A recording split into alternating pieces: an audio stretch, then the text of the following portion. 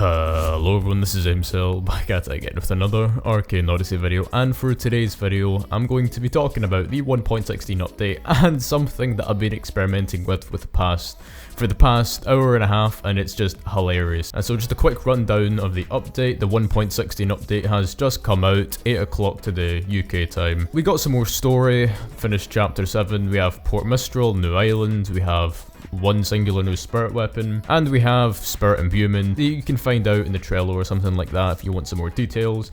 But my favourite part of this update so far that I've been experimenting with is skill notes. So before I show you the type of skill notes that I have on my weapons and the skill note configuration that I use, I just want to let you know what exactly skill notes are. So skill notes, you can basically take the skills off of weapons and turn them into notes, and then you can put those skills on different weapons. Now there are some limitations with this. For example, you can only put, you know, skills from the same category and type of weapon onto the same type of category and weapon. However, that hardly matters because I've just had experiments with this and I've just found an incredibly stupendous configuration for skill notes. Now, I did some PvP with this against 2 people, however I'm yet to do it with some actual experienced good PvPers, so I'm gonna have to, you know, do some more testing after this later, but this video is just going to be a showcase of what I've managed to come up with so far. Now, if you want to experiment with the skill notes yourself, you basically go to a blacksmith right here, any blacksmith will do, and then you click on a weapon. As you can see, this thing says disarm, and once you press disarm, you will get the skill notes for it, and then you can apply those skills to whatever weapon of the same type. So anyways, let's just start off with the configuration of weapons that I have. So I decided to first go with the sunken sword, sunken staff, and Ravenna greatsword.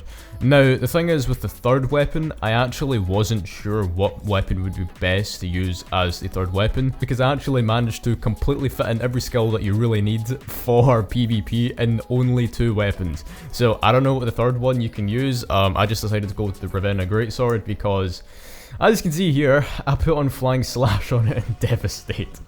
So it is quite funny, but the 2 weapons I want to talk about are the sunken sword and the sunken staff. So as you can see here, the skills that I'm using on the sunken sword is Rising Tide, Sword Draw, Flash Strike, Whirlwind, and Shining Cycle.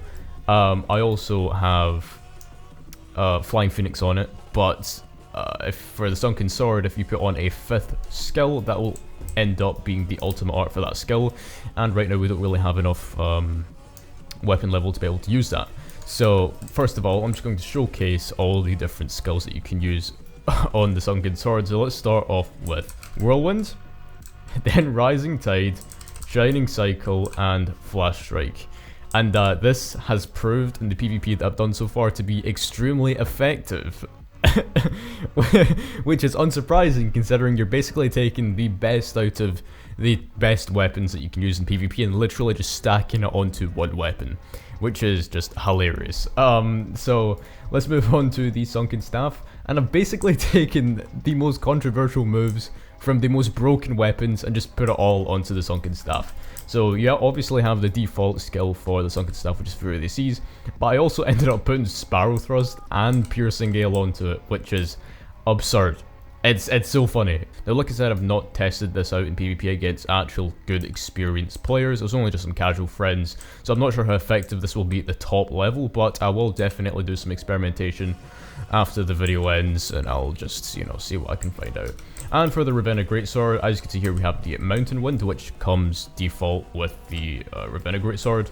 You have Tempest, obviously, but I ended up adding Devastate and Flying Slash, which actually proved to be a lot more useful than I thought.